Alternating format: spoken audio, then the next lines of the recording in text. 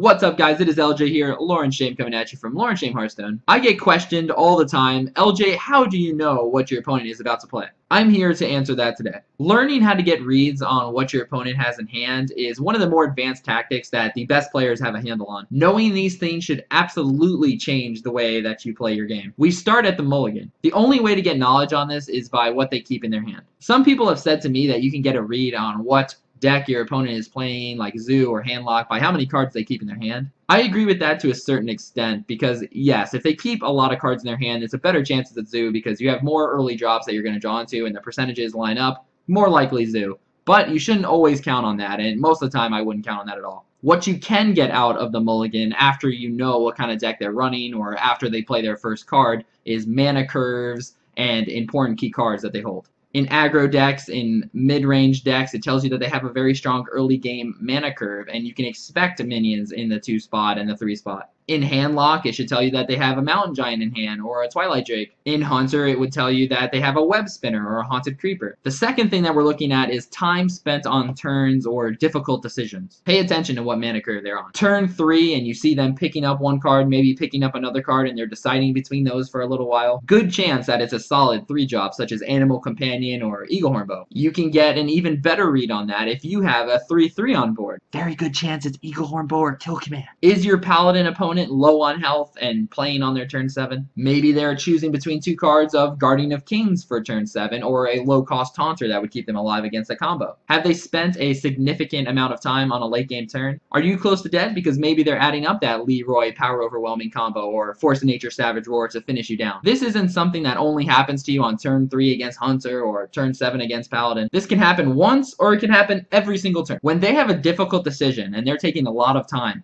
look at the situation that you're in. What do you have on board? Health total. The amount of cards your opponent has. And think about which cards you have seen before and which of those cards would be very likely in this situation. The third is your opponent setting up for their next turn. There's some pretty obvious ones in here, but I will cover those as well. Did a mage just ping your 4/5 Yeti on his turn 6 when you have a 2/1 Young Priestess on the field? Guess what, pal? Next turn, you're getting Flame Strike. Did a druid just hero power down your Haunted Creeper instead of killing off that 2/1 Murloc Raider? You about to get swiped. Do you have a huge board of Knife Jugglers, Harvest Golems, Voidwalkers? Well, did your Shaman opponent hit his hero power, roll the Healing Tide Totem, and then take several minutes for his next play that turn? Guess what, champ? He was searching for the Spell Power Totem. There's countless examples of where you can get reads off of your opponents based on the play that they made this turn that is going to set up a big play on the next turn. Just think about synergy between your opponent's cards, what they may be looking for, their hero power, why would they want to do this play to set up a big play in the future, and make sure that you play around it on yours. Trade in minions that are weak to AoE,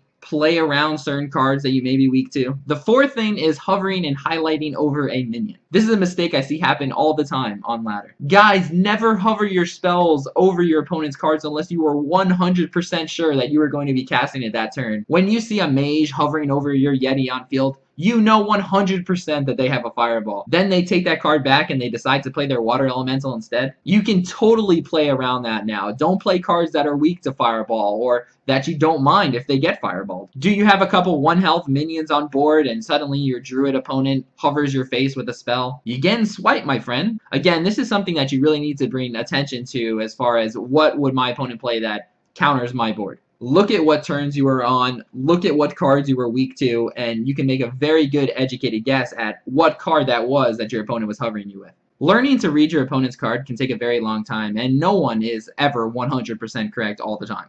But challenge yourself. Be confident in your ability to predict what they are playing and play around it. If you enjoyed my video or found it helpful, please do me a huge favor and hit the thumbs up. If you want to see more content like this, subscribe to my channel. Follow the Twitch. Thanks, guys.